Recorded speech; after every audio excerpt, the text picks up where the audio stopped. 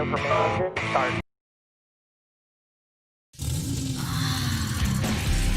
From the trenches of Motorsports and Gearhead Central, this is RealTuners Radio, your all-motor, boosted, and nitrous-fed hour of power.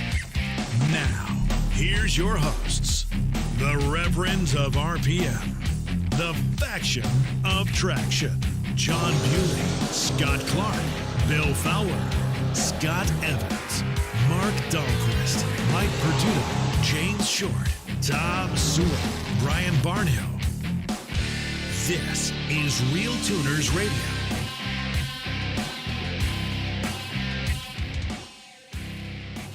Good evening. Welcome back, everybody. I think everything's working tonight. It's Wednesday, November 18th, 2020. Everybody's getting ready for another round of COVID lockdowns. And that's pretty much all I got for an intro. Let's see what everybody else is doing here. All right, gentlemen, how's it going?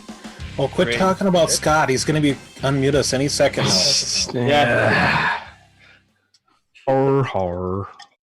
And I live in Florida. We're not having COVID lockdowns. Are you going to have new ones, though? The California guys are worried about. It's not cold enough yet. Well, California, I just went to go pick up some speakers and visit Bill. And California was effectively moving back into purple status everywhere, which is basically their lockdown on restaurants and stuff, like only carry out, no longer able to dine in as of like yesterday. Minnesota's going to that starting Saturday. So dumb. Yeah, Governor DeSantis came out today and said he is not locking Florida back down. He doesn't care. Good for him. So Evans and I have spent an inordinate amount of time with each other the last couple of months. First, Evans came That didn't sound weird or anything. Not at all. Oh, shit. Would you like to rephrase that for me? But he came here for a couple weeks to help me out, and we did speakers and car stuff. And then I went out to Vegas to help him with his car. And we haven't had a show. The last show you had, I think, was when I was out in Vegas getting ready to help Scott. And we went out there, and Scott's got the twin-turbo 540 cubic inch big block Chevy and a Fox body Mustang. And it's a pretty interesting build. And I think, Scott, have you got some photos up and running or anything like that yet? I haven't got that far yet on my stuff. I can find some real quick and put He's them going to up. have to work on it. I didn't even think about that. Give me a few minutes. Should we talk about some other stuff? Yeah, come back to me. Get working, Evans. Sorry. I asked him about the video in my own defense, but it was only about 20 minutes ago. He's like, no, it looks like it came from a potato. But I know he had some good data because he was playing some stuff for us a couple weeks ago. That's the last video that was shot from the potato phone before I had to buy a new phone. So it literally saying that Evan's car broke your phone. That trip to going to Vegas broke my phone. I mean, that'll happen. That'll happen. Yeah, it made it out to Hoover Dam, and it just shut down. And after Hoover Dam, it wouldn't even go an hour on a full charge. Like if it wasn't plugged in, it wasn't working. And well, it got zapped by the aliens. Yeah, it is 4.5 years old. I mean, I'll give it that. But yeah, the first thing that happened when I got back to town is I had to buy a new phone. So the video that looks like it was taken by a potato was taken by a potato, but that's the last video it ever took. Yeah, Evans, you've got some screen captures of some of the data logs from those, though, right? Yeah, I know. You were showing us some cool shit a couple weeks ago. I have time to look for it. Yeah, I got some stuff. I know. I just wasn't prepared for any of this. So it's going to take me a few minutes to get to where I can actually pop it up and show stuff. He's pissed. Don't lie. Sometimes it's hard to tell when Evans is mad, but I know. I'm sorry. We should have prepared you better. And that is my fault because Mark did call me this afternoon. And I totally should have thought about it. Like I wasn't even thinking about it. So. Oh, well, Scott, I talked to Scott earlier today, and he said he was going to let you know to have everything ready. And I went, oh, okay. So I never bothered to tell you. So I did say that too. But then when he got on, I'm like, oh man, I'm just gonna tell him now and hope it goes smooth. And it didn't go smooth, and here now I look stupid. Well, I could have waited. Nobody told me to wait. So I'm terrible. I'm a terrible human Come back being. to it. It'll be fine. I'm like, we were going to talk Trying to about it find the some week after pictures. Vegas, and then the show canceled. We were going to talk about it last week, and then your We had computer. no audio last week. Yeah, your computer got COVID, so Sucked, and it got fixed like 10 minutes after we decided not to do the show. Or like maybe we'll just wait. It was too late to start by then. Really, it was like 7:45 or something. But so what have you got going on, Scott? I haven't talked to you, and other than our little chat this morning on the phone, I haven't talked to you in a while. What's going on in your life? Tuning project management for the ECU that we're building for the a Streamliner for the gas turbine engine that's going in the Urbanator 2. If you guys have seen that on YouTube, it's worth checking out. Is that based on any existing ECU? Or is it? It is. You're gonna laugh. Well, you won't even probably have heard of this one, but I mean, I guess I can talk about it. It's a custom board, but I'm getting help from the Speed Ueno guy. Okay. Josh Stewart. He's in Australia. He is, and he's right now. He's just like, I'm going to help you out. I'm going to get you the hardware you need, and he believes that we can have the firmware to control it because it's laughably simple. So we're taking a shot at it. We're gonna be at it here probably towards the end of the year, first of the year. I think we'll have something ready, but he's able to get circuit boards printed, in like less than 2 weeks and in my hand and assembled. Like he's got a place that'll just send them out assembled for like, it's not super expensive. It's like $200 a board or $250 a board shipped, and they'll do one single runs.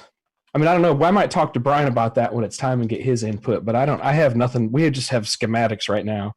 We're still waiting on a couple things, like the engine has a weird oil pressure or oil temperature sender, and we're trying to figure out the values we need to do on that. And then just a couple of other things. We're switching the engine to Hall sensors. It's very basic control, though, for that, right? It's not. So, I mean, let me explain how it works for all these guys that know how EFI and combustion engines work, or piston combustion engines work. Excuse me.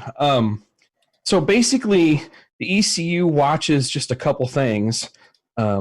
There's two shafts inside this engine that can spin at differing RPMs.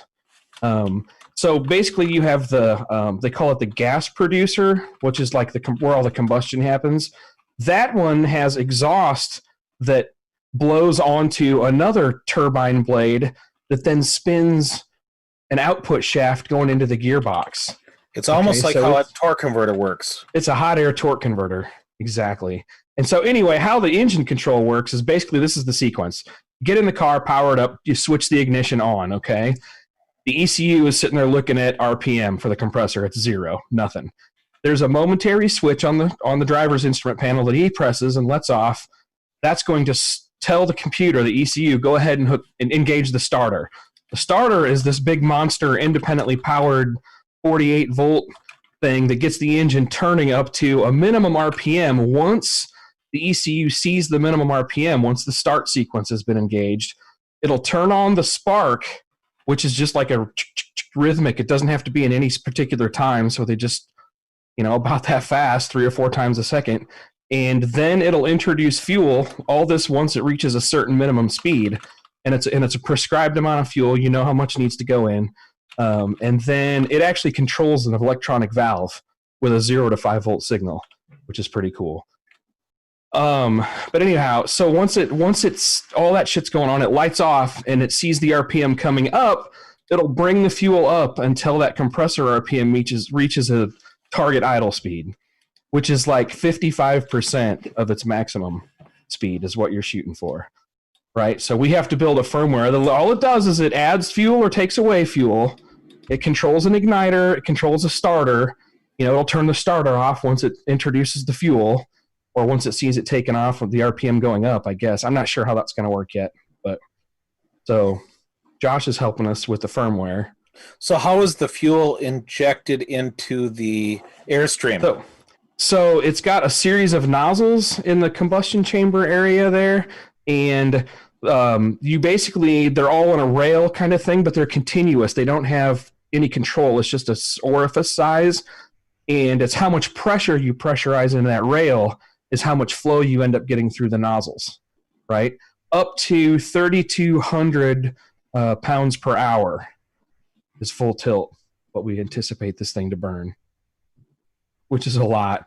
But it ends up being, these have pretty low BSFC numbers on these engines, but that ends up being like at altitude 3,700 horsepower and maybe 3,900, something like that. And at sea level, that would correct out to just under 5,000. So it's if you think about it, it's a more expensive way up front, but the engines are very robust out there. If you don't over-temp them or overspeed them, you won't hurt anything. And you know, they've said that, you know, they're using basically used refurbished engines that have been hopped up a little bit. Similar crowd runs those engines in the unlimited hydroplanes. You see the gas turbine boats, the pickle fork hulls, you know what I'm talking about? Yep. But so they run these engines in those, some of those.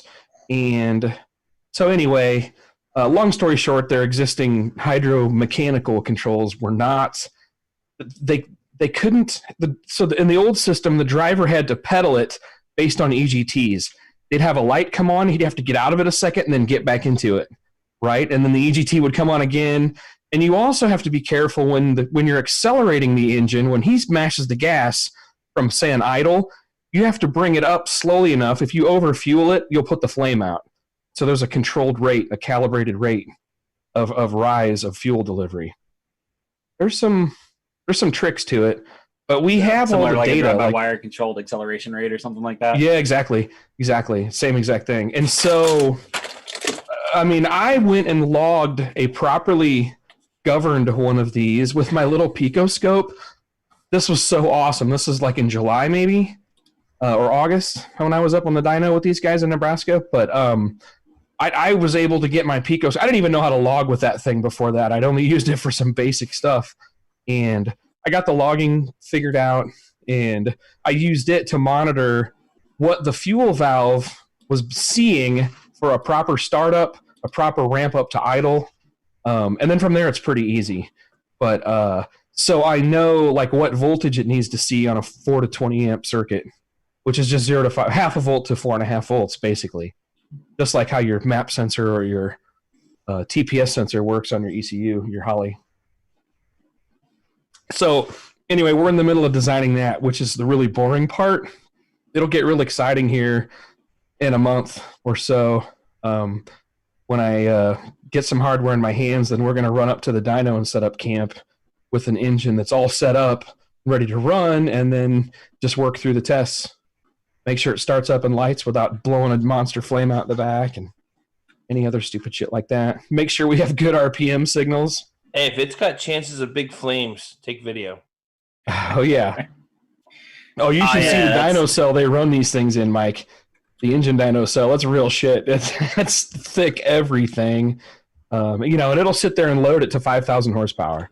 They can I think they can steady state at like 4,500. They had a little chart. One of their computer screens had a chart that showed like the current weather conditions and what the expected performance was and what the max performance of the dyno brake would be for those conditions that corrected. There was something, and I didn't really pay attention too much to all of that. I was busy logging all the I/O from the original controls for this thing, which are analog electronics, some of the neatest shit you've ever seen from the 1950s and 60s era stuff. I fixed a power supply card. How their old control worked is it's a box about the size of a modern microwave oven, and it's got card slots in it like library books on a shelf. One of them's the power supply, and they pulled it out. I'm like, oh, I see how this works. It's just got a couple of regulators and some basic stuff. I could follow what needed worked on, and I replaced a regulator. And the guy that had brought it told me, he's like, take a wild guess at how much that thing costs. I'm like, there's probably $75 worth of parts here, like retail. He's like, no, the U.S. government just for that card paid $33,000 for this card that I fixed a voltage, that I resoldered a 3-pin voltage regulator, literally like a third grade soldering task. But it was interesting, and we were replacing that system because it can't do things like ride an EGT limit during acceleration or at wide open full power. You know, they want something that'll read EGTs and will back off the gas and ride that limit, because they know if they can do that and that they have even half decent conditions on the salt, that they can average 500 in 1 mile. Right now, they've exited the last mile at like 503 or 508, something like that. So that they're the first people to ever print a ticket that had a 500 anything on it at Bonneville, because it's only wheel-driven cars. It's not, you know, you hear me talk about a gas turbine engine. It's a Chinook helicopter engine. It's got a PTO shaft. It doesn't use thrust to propel anything. It's strictly turning a shaft that's turning a gearbox. But and it's like a giant one-speed transmission. There's no clutch. It just sits there at idle. The second section of the engine isn't turning till you let off the brakes and turn it up from idle RPM to run mode. You know, hit the switch on the dash, and then start rolling in the gas. And the idea is you can mash the pedal and it will accelerate itself up with EGT limits, and not over-accelerate the engine, but not leave anything on the table. That's their biggest concern. Was the old mechanical system, you couldn't fine-tune to the engine application very easily. You have to like get in there and replace resistors and stuff like that to change the fuel curve, you know, the acceleration curve. But this one can compensate for weather and everything just by looking at EGTs, tracking that. Is the EGT really just the max target? You want to ride that limit, and that's always going to be best optimal There's performance?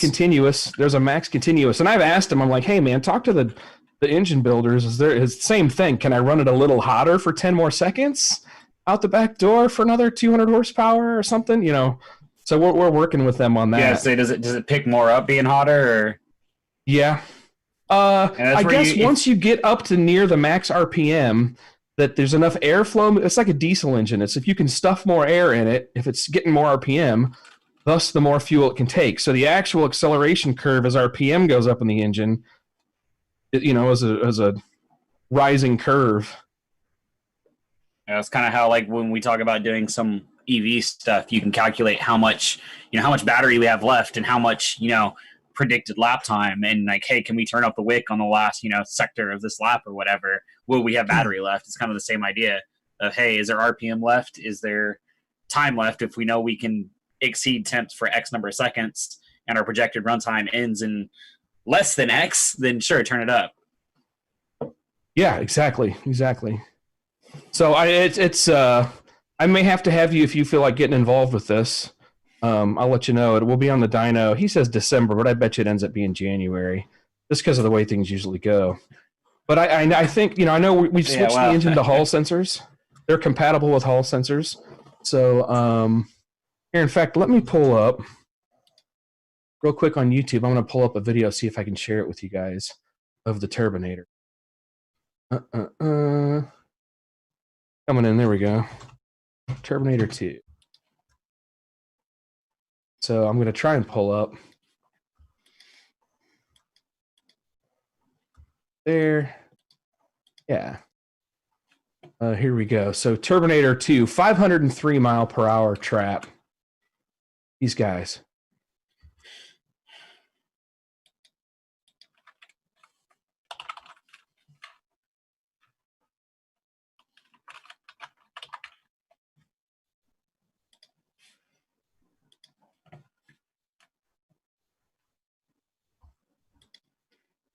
I guess you can't hear it. Hold on. So let me get to where he's speeding up. So here's the in cockpit where it's taken off. And there's not really much to hear. It just sounds like a helicopter engine. But so look at this thing's whipping through 130, 140. Now it's starting to get some steam. 150, 160, 70, 80, 90. 200. And remember, it's an all-wheel drive car, so he's working the pedal a little bit.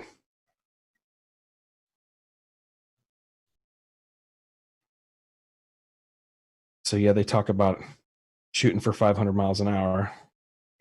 Look at the acceleration even at 370. Oh yeah, it's passing through 350 like it's nothing. Wow. Yeah. Here, check this out. So you can hear. Yeah, I'll send you guys a link. But you can hear the audio. They're talking on the radio about what he's doing as he's going through the mile. Real time, you get the updates. Quarter mile, he was 273. 400.283 in the 3 or the 4. No, 459 in the 4 mile. So now he's in the last mile, right? Yeah. What did he hit? He exited at 503, but he averaged at 493 for the 5th mile. Like when he clipped something. Something Yeah. shot up. He clipped would have clipped the one of the flags on the course. When you pull your chutes out, dude, the car will blow 200 yards to the left, and it'll scare the hell out of you, but it doesn't take long at all. But anyway, so that's the car, and they came to me. I guess from glutton for punishment or whatever. But that's cool. So we're gonna try and make an ECU, a racing ECU for a gas turbine engine that, the normal FADEC controls available for these are super expensive, and they come, there are standalones out there that technically would work, but they come with a bunch of I/O that you don't need, and they're meant to hook to like generators and control like water, 20 water valves and or fluid valves and all sorts of different I/O, and they're big boxes. Woodward had one that we looked at really close. And I mean, they're not intended for like performance calcs. It's intended to make some power stay state. No. But I tell you what, I guarantee you, I could have talked to some Woodward Motohawk guys out there that would have jumped right in to help us whip out a really good firmware. That's a pretty cool community. That Pro EFI is made out of that same system. And I probably could have called Jason Siebels up and said, "Hey, dude, crazy race car with the opportunity to be, long after you're dead. There's not going to be a second." I mean, that's going to be the last big record out there, the wheel-driven 500. Everybody knows that's what Poteet and Shane Tecklenburg and all those guys are going for, is they want to say they went 500 miles an hour, average mile wheel-driven. And, they'll say, well, we're piston engines. You're gas turbine. I'm like, well, you got a big block Chevy twin turbo that probably makes as much or more horsepower at the shaft than ours does. Ours is just a different way of combusting, less efficient, but burn more fuel. Anyway. Yeah, so all the next records to fall are going to be thrust-based vehicles, I think. Mm-hmm. That's the and they don't let them really. Thousands. There's no real place to race the thrust ones. There's very few places anymore that have all the right conditions and everything. So, Bonneville is all about wheel-driven. They don't do any thrust stuff out there anymore. They did like way back in the day. If you follow Brett Kepner, he's the historian. He can tell you what all years they ran what, and Altig ran a rocket and whatever. But I pretty much, in my time out there, it's always been about wheel-driven stuff. Is that BLM or is that SCTA that's driving that? SCTA. Figures. Also, USFRA, Utah Salt Flats Racing Association, or USAFRA as they call them. But that's my project. I'm sorry if I put people to sleep with that. I bet we did. Let me go check out how many viewers we got. 9. I don't see a lot of comments. Yeah. Sorry, everybody. I put you to sleep. This is the part of the project that sucks. All this is so that in 3 or 4 day window, if the weather conditions are right, which they seldom are, if mechanically everything is sound, and if our alpha test happens to work perfectly, the chances of that, this could take a couple years. This could take 10 years. I mean, that's the thing everyone talks about. I had bad luck. Or that's part of racing. Yeah. How it totally is. You got to get your window. Take as much luck as possible out of it. But at the end of the day, you're bad right. luck can always screw you. So no. If you're prepared when the opportunity presents itself, then I argue that luck is a huge factor, and luck is a huge factor. You can have bad luck. You can have a flat tire on the toter home and hurt the car or something stupid. Yep. That's bad luck. That's not racing. That's life. Yep. Did you link the show in the RealTuners I didn't. Facebook page? I will. Hold on a second. I'm sorry I didn't copy that. Yeah. Doing that now.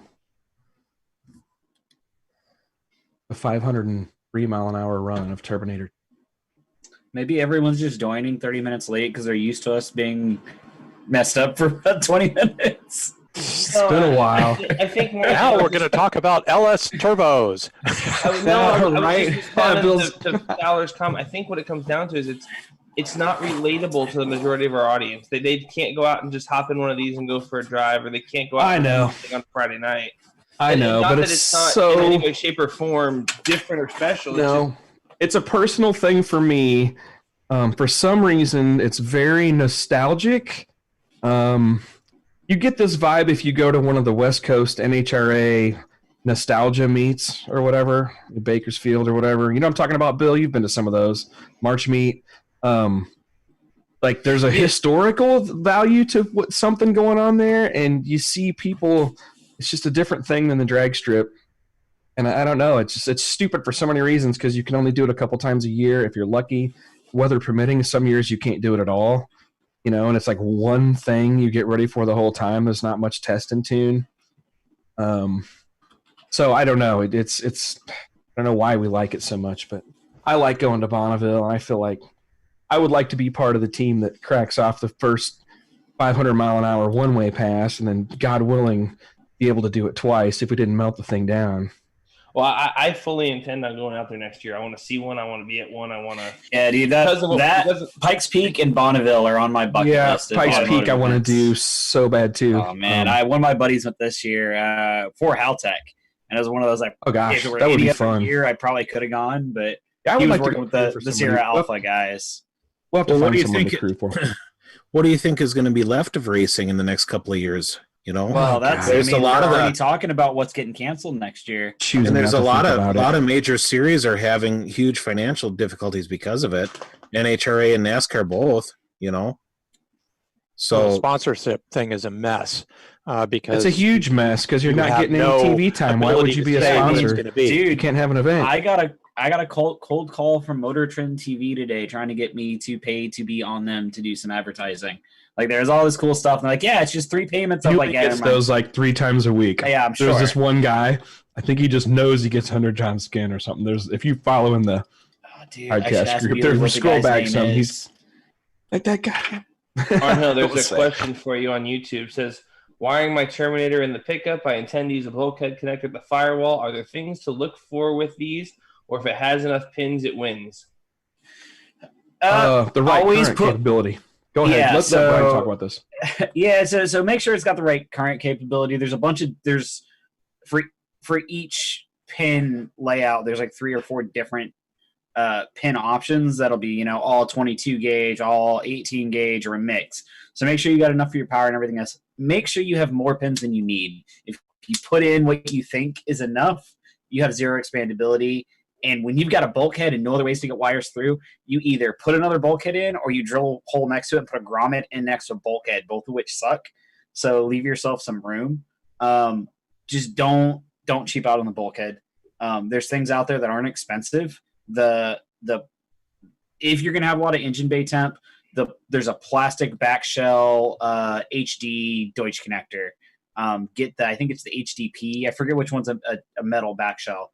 If you're like a turbo car with a ton of under hood heat, I would recommend the metal back shell just because it really sucks to melt your back shell. Those are really the big ones. Just, when you're beginning pins for them, that's the other one. They sell them with open terminal pins, which let me grab some maybe. Nope, never mind. I don't have Deutsch pins here. But so they make them with a typical open, so you can use a normal crimper. You can get a set of closed barrel crimpers. What are they? The Tool Aid crimpers. So you can get them for $180 for a set of 3 closed barrel, 2 open barrel, and all the insertion tools. Or you can buy a single tool for like $20 to $30. Buy the closed barrel crimp. The open barrels. Any little thing in the crimp, they don't like to go in. The crimps like to pull out, and you'll never get the pin out of the connector, stuff like that. So just go ahead and buy the closed barrel crimp ones. Do you have samples of that to show on screen, Brian? Yeah, actually, these are the connectors I'm talking about right here. These are an HDP, so they're just a metal back shell locking connector. So there's a bunch of different keyways. So if you're going to run connectors that are, say, the same, so these two connectors are the same, except for their different pin layout. I don't know if you can see the black one. The metal back shell ones are the nice ones, right? So yeah. So, but they all have different keyways. So you can even get this pin layout with two different keyways. So you can't connect them backwards. But typically you're going to wind up with different pinouts. But yeah, the metal back shells, and these are an HD36. So HD36, you can get these from Waytech Wire, DigiKey, Mauser, anything like that. If you just Google Deutsch HD36, I think it's 36 for the female side, maybe. Yeah, 36 and 34, they go together. But Deutsch HD 36, 34 series are what I like to use. These are actually going in a customer's car. That's exactly that. Just do your layout ahead of time. Don't buy one and say, oh, well, I got like 30 inputs, so 30 pins is enough. Do your layout, figure out how many pins you want, and figure out where your splices are going to happen. In some cases, you want your splices in your harness. In some cases, you want your splices in the car. So, and give yourself room for expansion. And go ahead and pin out some of your expansion through the bulkhead and put the Deutsch connector or whatever connector you want to use under the hood somewhere for expansions, so you're not trying to pull your whole bulkhead out to add wires in the future, because it really sucks. And when you do the pin out, make sure try to work from the inside out as much as you can. Sometime pin size, like on these, they've got these two large pins. These exist because they're powering either fans or fuel pump in this case. I'm not sure which. That kind of starts you somewhere, but work your way out a little bit.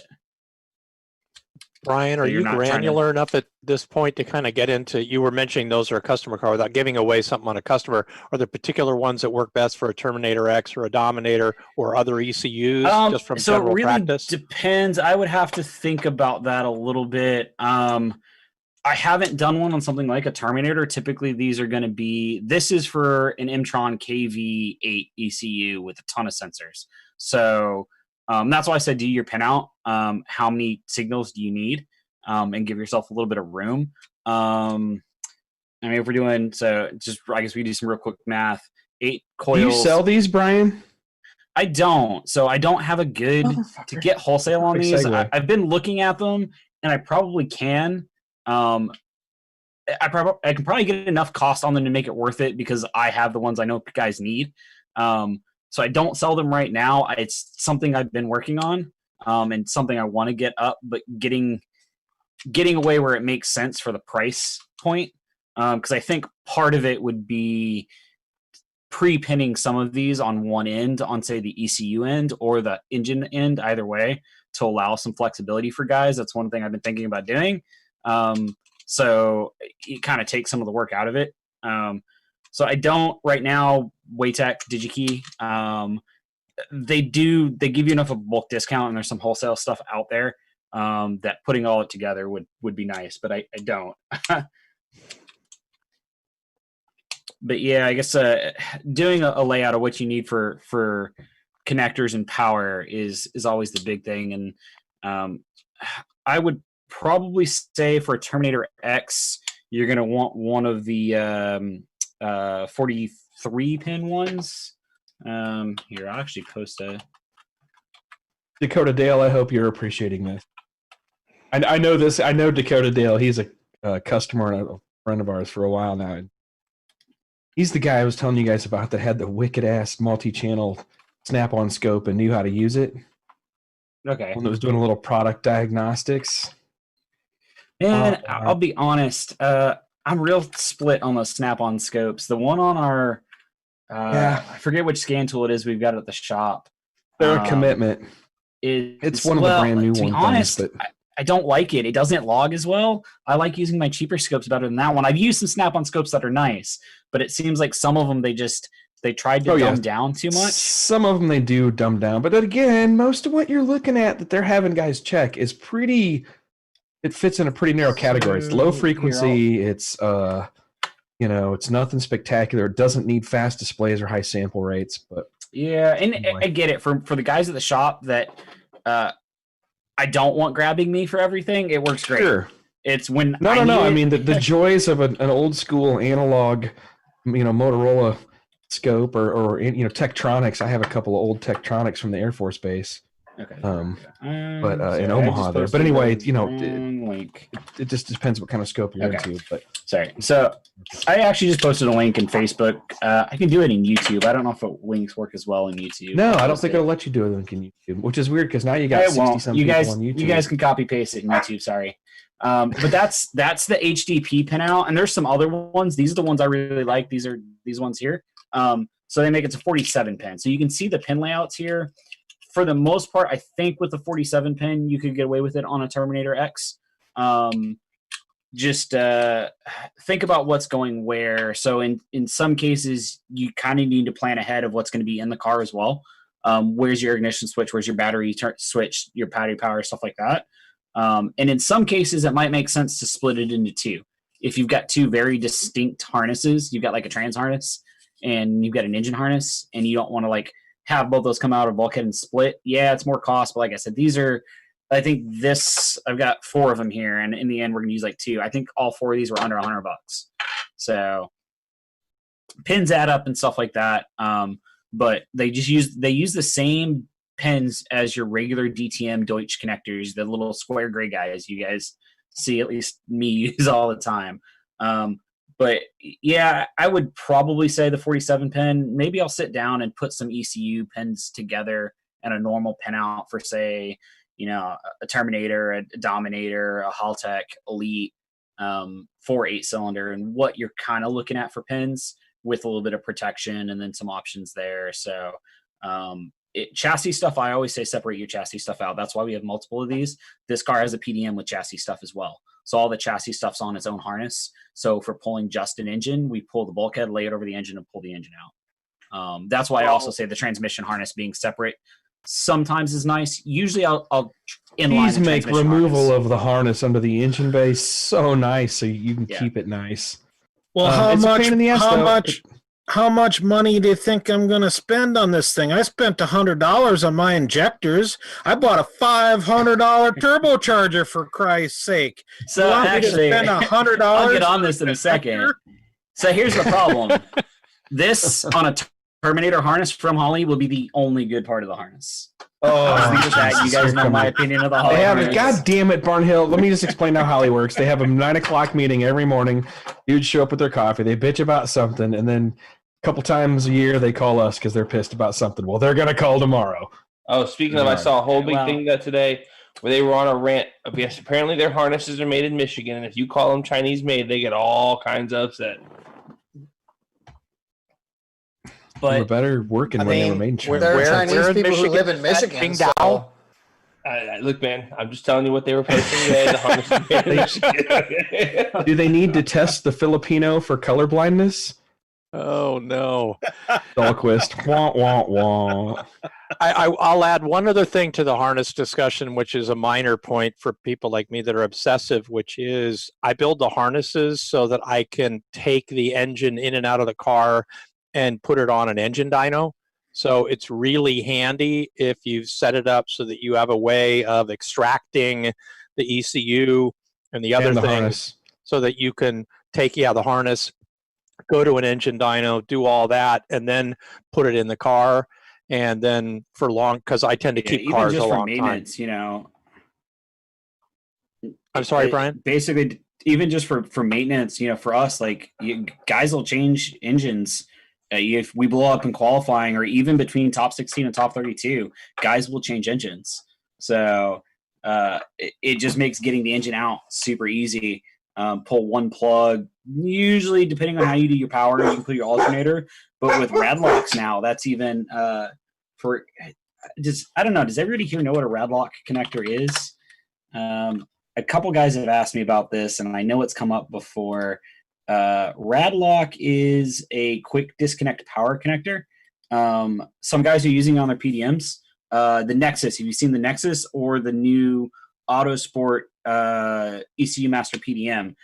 They're big power connectors. That big post weird looking 90-degree connector is a Radlock. So it's a quick disconnect power. So it used to be like, okay, well, you pull the bulkhead, you disconnect your main power feed, because we would go from a firewall stud to the alternator and then alternator to the starter. So that way we just pull the firewall stud. We know that that's dead, pull the engine. But now you can do rad locks. There's not even a tool involved with disconnecting the harness. I'm trying to find it. I don't have a rad lock here. I'm trying to find a good picture of one. Eric says, or create a breakout harness. Same thing. Yeah, just a quick. Yeah. Yeah, and we've done it that way. So on all the trophy trucks, they're not a bulkhead like you think on the firewall. Everything, most of those guys will call them cannon plugs. They're an inline Autosport connector like this. And a lot of guys will do that modular. So we can say, hey, we're just pulling the trans, break the trans harness away from the main harness and pull the trans off, or something along those lines. John Myers just posted, my shop is next door to where a lot of those harnesses are built, Bully Dog, etc. also. And I can tell you, not one of the people that physically build them speak a word of English. Well, that makes sense then. That's fine. Can the guys at Holly see colors and use a crimp tool? Because so far... I've had 2 drive-by-wire related harness pin errors lately, but in both cases, the customer was comfortable toning things out. And when they figured out to do that, they went through everything. Both coyotes. But that's all I've run into lately. Otherwise, they've been good to us. Generally not too hard to debug something, stuff, although I set my hardest one. When you make an ECU on a harness for $1,000, you got to cut, like, something has to be on a budget, and and for a lot of stuff you never run into a problem. It's usually in race applications. There's a couple of the connectors on the Terminator harness that I've just had repeated problems with. When you get a lot of vibration and heat into them. Heat is usually the biggest problem I have. I haven't had a CAN bus issue yet. I don't like We've them, had a couple of those, but or the display won't read, or the laptop won't read. Okay. But it's not been too bad, and we're knocking out, I don't know, 4 or 5 a week on a busy week. Terminator. Scott, I did one of those 4500 series sniper units you were talking about, the one you did at class that ran so good. Yeah. The thing runs absolutely flawless. It took a little working to get the tip in and some of the throttle. Once the throttle's figured out, it took me a lot of work too. Incredible running. The base tunes are terrible. But once you get in there and do what you want, and tuning them from the handheld, everyone thinks they can just use the handheld. If you buy a Terminator, anything, especially something ever big try inch to with a tune huge just the cam. handheld. Something with a huge cam. Yeah, I mean, we've put those 4500 series on, stock small blocks, no cam, nothing. And they would run okay, but there was always like a little idle issue or something weird where you didn't have enough control. I was like, hey, can I just go never close loop on that idle. ISC, no, I can't do it on a Terminator even half the time. And I'll tell you straight out of the wizard, the Excel enrichment correction versus TPS table went to 0 at 100% throttle for whatever reason. So when he would let go of the trans brake, the car would stumble for half a second, and then it would pick back up. And I'm like, "What is this thing?" There are certain things the wizard does makes you want to punch your face and go, "What are you doing?" But oh yeah, some of its defaults. My problem is I've had customers after we put a tune in it accidentally run through the wizard again and not realize that they're blasting the whole tune. So. Yeah, so usually I tell most guys that unless you have a reason to, pull that freaking handheld out. Don't leave it sitting there just because you have it. But I'm thankful that they let you hook up the laptop to it, though. I mean, I'm happy about that.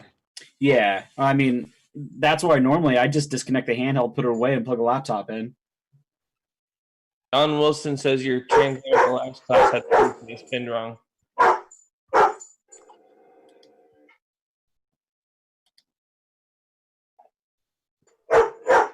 Hey, with the tunes on the handheld, I preach for those people to get a laptop and see the difference. Yeah, Logan, exactly. Oh, Logan Archuleta. Man, can we take a minute and just say hello to all the guys who were tuned in here? I'm going to start off with Facebook, but Justin McMurtry, Jesse Coburn, I haven't talked to him in months.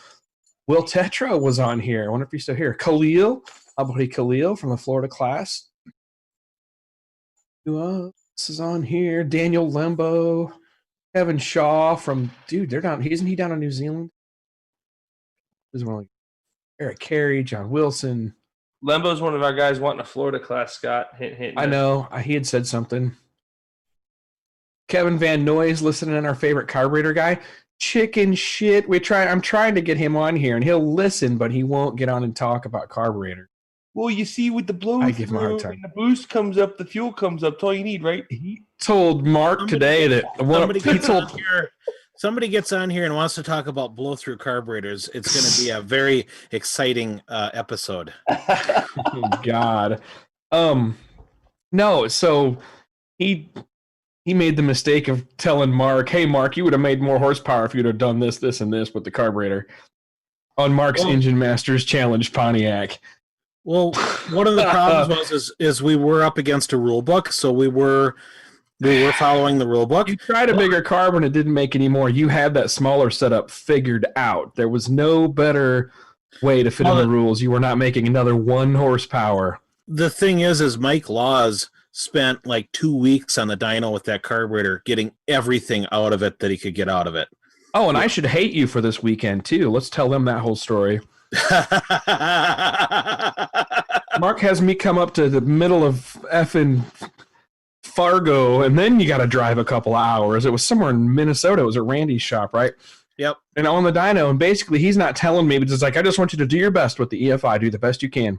So we took a day and a half, made a harness for it, or maybe a whole day, whatever it was, and got this thing fired up and debugged and making polls and doing tweaks. We've got data acquisition on this like nobody's business. O2s per cylinder, yeah, everything going on. And it, I mean, we squeaked everything we could. We did individual cylinder tims. We did closed loop corrections per cylinder.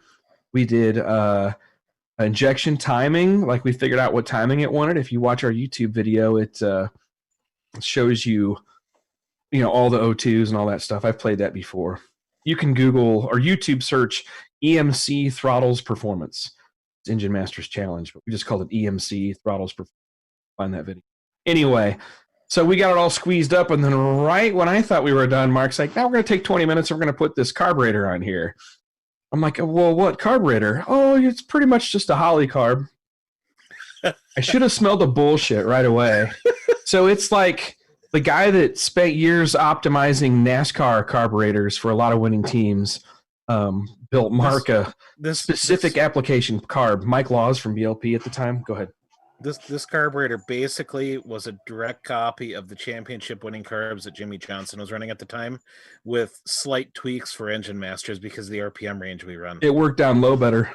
Yeah. And it ran perfect. So we ran the ignition system from the ECU on the engine dyno, but we had the carburetor doing the fueling. And I mean, that was close. That was too close for comfort for me, because it was already bad enough that Mark could install the thing in 20 minutes and have it fueled up and ready to go. And of course, we always joke about Mark's first thing after he'd spent a day and a half or 2 days tuning the EFI, and he hits the button and the thing doesn't start right the first time. I'm like, dumbass, you got to pump it. Remember, it's a carburetor now. Oh, got it. He squeezes a couple shots and starts right up. But then it ran perfect. Didn't have to touch nothing. Dude, we didn't change a jet. You didn't change even a jet in that, did you, Mark? It ran like high 13s. Yeah, and we could have gone after some air bleeds and maybe tried to get a couple more horsepower out of it. But I don't know. The point was that I think we could have maybe have gotten the carburetor where the EFI was, because it was within like 5 horse. But the thing is going to Engine Masters in a different. That's a big score difference, though. Like, yeah, but 50 points. But going to Engine Masters in Ohio on a different dyno, I'm like, if we got to make tuning changes there, you can do the tuning changes on your laptop in about 10 seconds. What would take me 10 minutes, Yep. But that was always so much the funnest part about Engine Masters Challenge, was bringing your engine you'd run a million pulls on to a different dyno, and then figuring out what all you did not prepare for, which is hilarious. Mark had one time where we were one of his Hail Mary things was to pull all the O2 sensors out once the motor was tuned in, turn off the closed loop, let it make a rip without 8 O2 sensors in the holes, and guess what? It picks up power when you do that. So, but then he had one where we're trying to put them back in. We had problems, and it stripped to threads, and we lost one cylinder. So we didn't know what was going on in that hole. What other weird shit did we run into? Oh, you never realized that you never at the event get the oil up to the temp that you had it back at your dyno, because your dyno at home, you're making pulls for like 8 hours straight. Everything's really hot and good and heat soaked.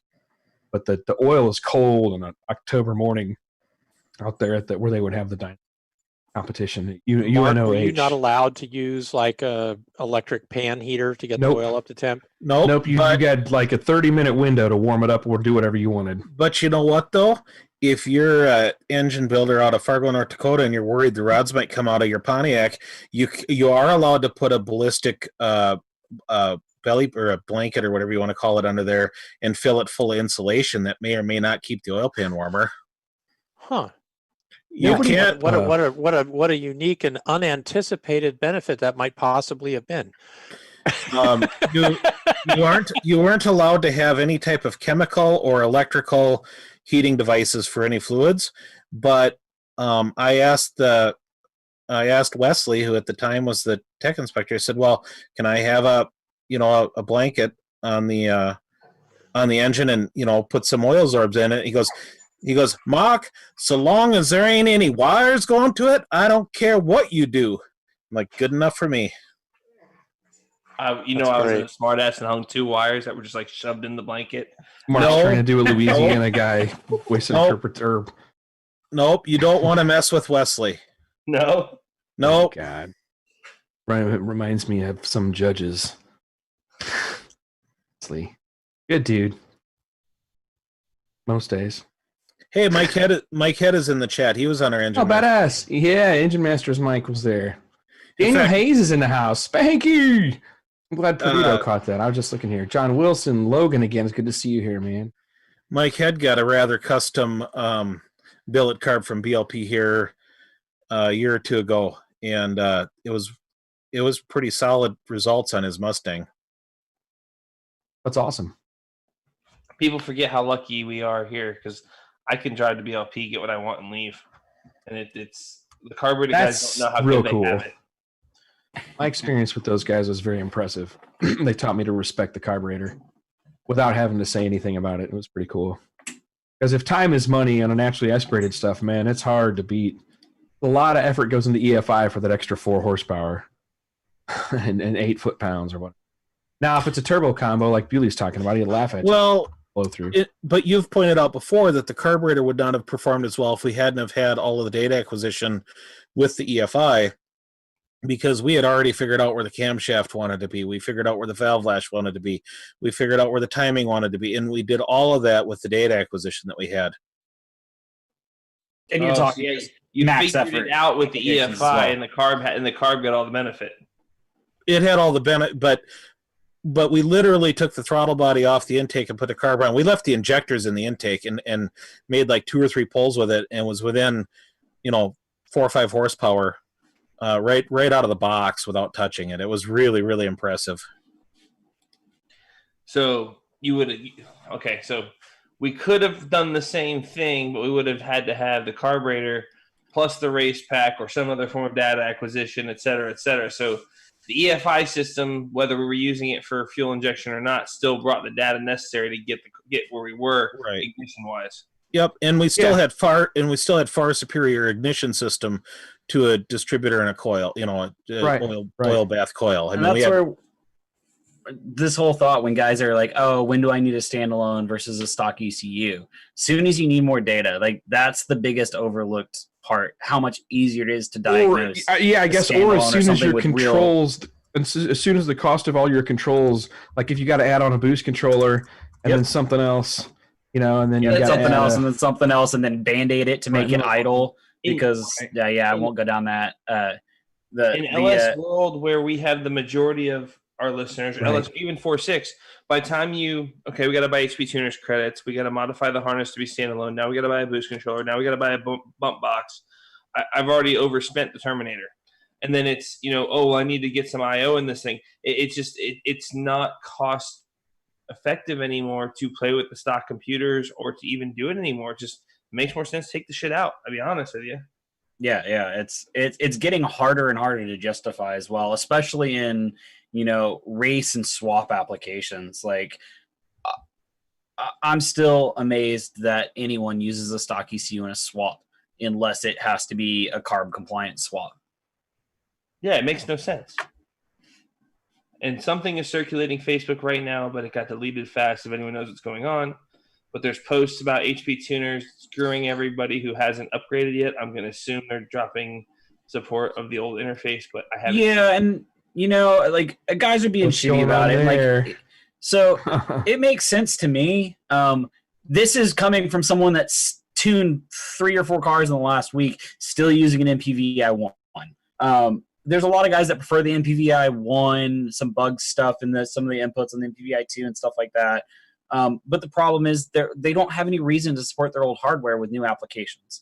So when they're making new versions of their software, they're not going out of their way to make it work with the MPVI 1. So when they release new software, they start taking their old software down. So they're not breaking the units. They're not doing anything like that. They're just not keeping the software around for the old MPVI 1, which has been out of production for 3 years now. Okay, here's the other side of that. The MPVI 2 does not support the unlimited licensing that was paid for on some of the early LS. So actually, that's actually a good point and was on my notes to talk to them about at SEMA this year, which hasn't happened. So I'm glad you mentioned that.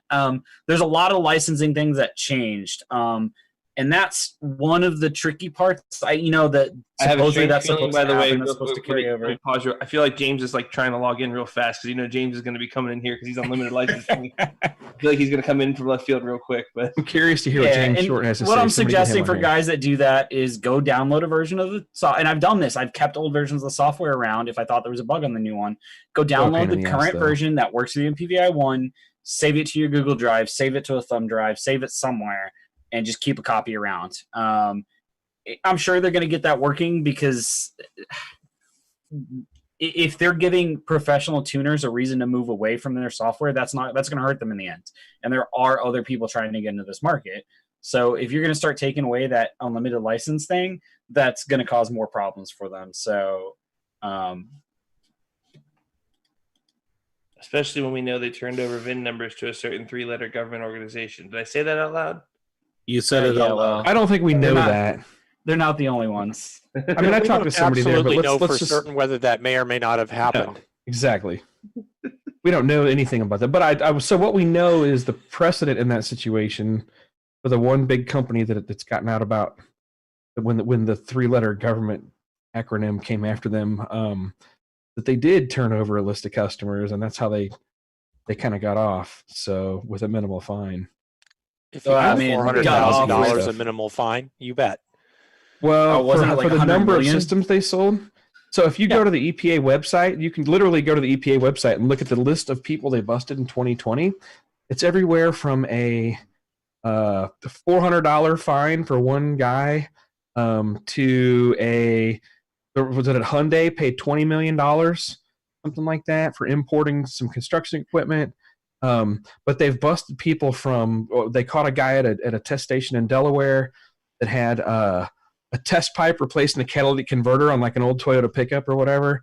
There was another guy that had the same thing, but he decided not to show up for his court hearing and didn't settle with him, just didn't show up. $7 million fine the guy ended up getting.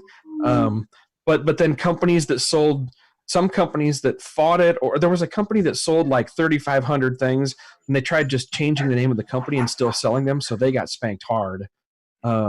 They changed the name of the company, claimed they were offshore. And then, but if you looked up the legal documents, the owner of the offshore company was the exact same guy that owned the old company. At the same address. Yeah, exactly. Yep. And the documents are on the EPA website. If you're interested, I'm a closet legal. So I still get calls for customers of those guys wanting me to support it because I make cables for the base unit they use, made by a totally different company. That's just a data acquisition computer. And then I get guys like, hey, my tuner's locked, it's broken. I'm like, yeah, I can't do anything. That company's sued. That I don't know where that guy is. Jail, Cayman Islands, who knows? But yeah. So the ones that didn't show up get smashed, or the ones who... It wasn't just he didn't show up. He didn't show up, try to have a bunch of reasons he wasn't liable, and then that were just basically he kind of pissed him off by running. Yeah, if you read like the full... I did. I've read all of these. The full judgment. Like you can straight up see that everyone was just pissed at this guy at that point. What bothers me is the average is like this and just being like, not my problem. Average fine is $40,000, but those guys are paying $200,000 to $250,000 in legal fees and lawyers to get them that solidly defended. So, like, I know what Perdito's buddy paid in total, or what he reported he paid. So for companies that were selling and installing diesel catback stuff, it was about those kind of numbers on average, to where sometimes you could get a smoking discount. There was one region where this one region where the EPA seems to give certain guys real breaks that I can't understand. Like, big violators paid small fines, small violators paid big fines. Things like that. It's just kind of weird. Something happened time-wise, because without getting people in trouble and mentioning names, someone that I know was up against a big fine, and they were negotiating, and things were working their way down. And all of a sudden, that got numbers down. One day said, "Hey, we'll settle for this." It was like a tenth of what he'd been fighting for the last 2 years. I could believe that. Yeah. So that's good. That gets him some. But anyway, what scares me is there are now some new precedents in the last less than 6 months that were posted up there. Gas engine tuners, they're finally starting to post about that. It's not just the diesel guys. So they went after some random all dudes. This,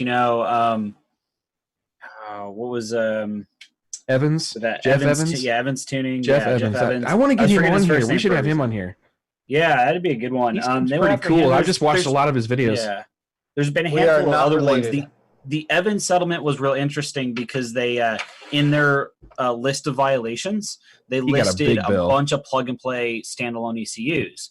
Haltech was one of them. That's one reason I'm aware of it. But they listed a bunch of Haltech, AEM, and that sucks for us. I forget some other plug-and-play ECUs because they were claiming they were bypassing the emission system. And so that was one of his big arguments, too, is like, hey, look, I'm not bypassing the emission system. This just used an existing harness. It's not passing emissions. Like, we're not bypassing, we're not modifying the stock ECU. It's out of the vehicle. I need to go read his case because it was 2 years earlier. It's been a while on his, but he got big fines. He got a couple $1 million fines. But and he fought him for a long time and then wound up pulling a bunch of stuff out. But yeah, that was back then. That was a rare exception. That was the shock to most of the gas guys, and that's when we were making the change to do pretty much race vehicle only at that point. And I think it's going to get worse. It's at the point now where if you actually look on some of your checkout for you guys with wholesale accounts, there's one company in particular that their EPA compliance notification lists. They've now added, EPA has instructed them to add what the fine for an individual making a violation is. That is, you show up at a test session with an EPA violation, it can be a $4,034 fine or something like that. Let's see if I can recreate this real quick, actually.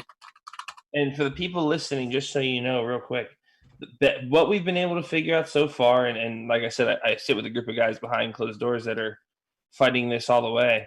The only thing you can do as a tuner, as a professional shop, the vehicle you are tuning better have shown up on a trailer with none of its wheels touching the ground. It better have shown up with no license plate on it, and it better leave on that trailer with no license plate on it, and if possible, not have a VIN tag in it. If it showed up, already modified, parts already removed, stuff on those lines, that's the only thing I've seen so far that has done anything anywhere. Yep. And now you can't, like we've told everybody, everyone's like, oh yeah, I just go around, like, no, like, legitimately, like, don't say, oh, these are race vehicles, wink, wink, hint, hint, this is Mexico, right? Like, legitimately document your stuff and go that route, It's trying to play the middle ground is what's gotten everybody in trouble so much. Just trying to openly flaunt the loopholes. That's not going to fly anymore. No, off-road only doesn't. And also, they go after you personally, so that they list your LLC, they list your company, and they list you. What was the probably issue double down on you if you can't afford to? Where did that end up with Chrysler on them owning the ECM and us and not even being allowed to attack the ECM anymore? That's a good question. So I guess we haven't discussed this. For those familiar with right to repair, that's kind of. Now we're really going to put some fuckers to sleep. This is the only good thing to come out of this shitty state. 30 seconds, go. So yeah. So right to repair basically is part of what has kept us access to our ECUs. That all of the reprogramming J2534 stuff that says that we have to be able to repair our ECUs, that you can't limit it to just dealer, that they have to release that stuff. There was a exception in that for wireless data because it was seen as a security risk. Well, the problem was once they made that exception, now everyone just, magically you can only reprogram these through PoE or wireless type stuff. So now there's at least legislation in Massachusetts, which will pretty much get pushed to the rest of the nation, that says we have to have access to that data. So I don't know where that Chrysler thing wound up, because that's always going to be a point of contention. We are always going to need some level of access to it. And that's, we talked about that, and that's where those familiar with ECU unlocks, the Chrysler ECU unlocks are the common one, where they're actually having to physically change a chip in there that allows us to read and write that with non-verified calibrations, basically. Right now, we get access, but we can only do it with verified calibration. But at least since they have to let us write the ECU, if you can get past the verification, it lets you keep writing an ECU. But, I think the days of, writing stock ECUs are going to come to an end at some point, or at least become so difficult that it's not going to be worth it.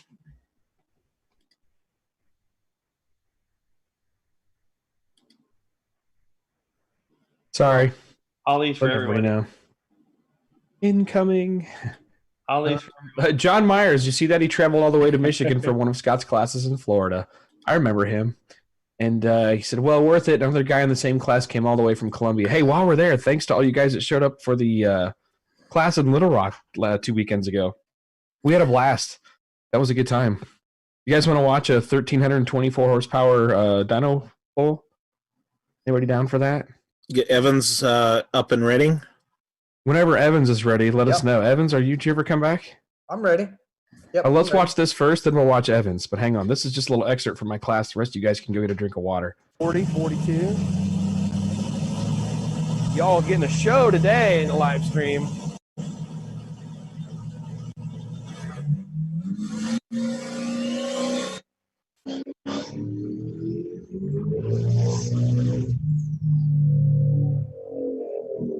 We lose the connection. That's okay. That's normal for big power. That's why we got an internal log. So it lost the connection there. He had crappy ignition wires. Okay, when he's How many done. pounds of boost did we end up on When you that? can shut it off, just let me know and then feedback on.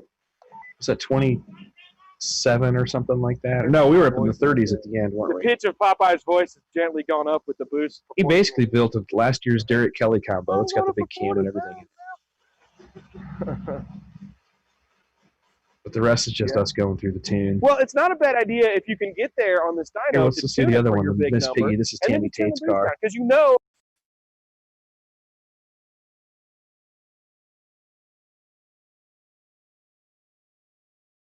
I think they warm it up for a couple seconds. Affectionately known as Miss Piggy. This car is a neat build. It's her street car build. She's I believe, a hygienist, dentist office she works at. And something that I'm not sure what exactly she does, but her and her husband Jimmy brought the car to run on the dyno because Randy Westmoreland's Mazda couldn't make it. So they went ahead and brought this car for us, which was cool.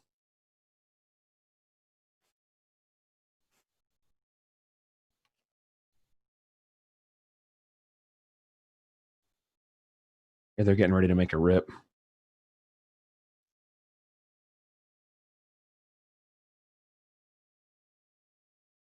The 24, 25 pounds of boost,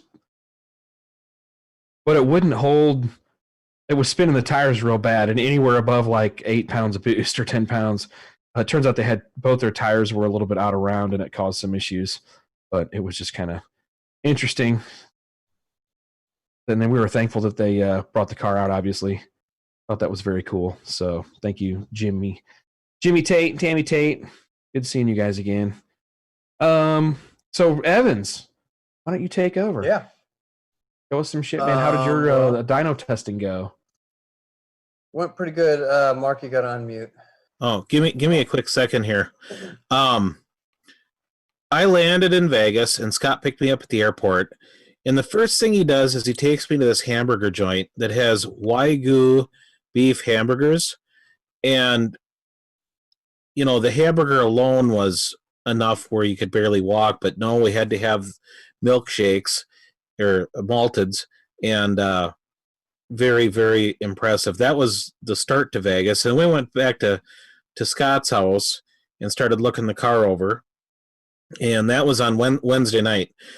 Thursday, we started looking at the car, and Scott wanted to go over it from one to the other to make sure that we didn't find any safety issues. The big thing that we pushed on all of this was safety. We didn't want to have some sort of a safety issue on the dyno, and just wanted to make sure that all the bolts were tight and nothing was leaking and everything was working how it's supposed to.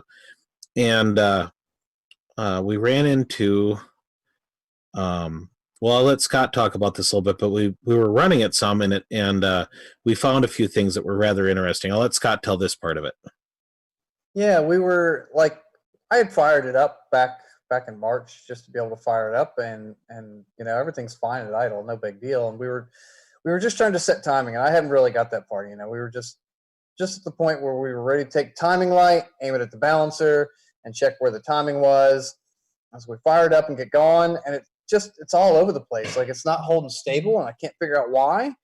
And it was doing some weird stuff. And we stopped for a second, took a step back, and we start looking at things. And Mark says, "Hey, what if there's something screwy going on with these coils with the dwell? Can you make the dwell go away and turn it way down?" I said, "Yeah, sure, I can do that." So we turned the dwell down, and suddenly it changed, and it got smooth and got nice. And we're like, okay, so there's a problem here with the coils, obviously. Don't know what offhand, but we know there's a problem with the coils. Like, we get the dwell down, and all of a sudden we can see the timing perfectly. Like, it went from jumping around looking like scatter to being really, really solid and easy to look at. And